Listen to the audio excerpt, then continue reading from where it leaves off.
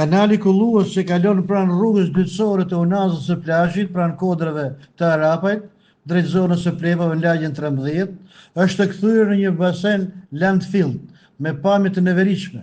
Rrugtimi në këtë zonë, këtë fillim jave, ishte te i mërzitshëm për shkak të pamjes shëmtuara që të ofron zona e kanalit dhe pjesë të Arapajt të lagjes 13. Udhëtimi duket si një tur në një vend të humbur të Afrikës, pasi kanali i madh i kullimit është kthyer një grumbullues të madh të mbetjeve të urbane, të cilat këtë ditë me shire nga prurjet janë depozituar shtres mbi shtres, duke na kujtuar pamjet e Gërgderës së Ishmit, që për vite me radhë ka qenë kthyer në një landfill jashtë kontrollit.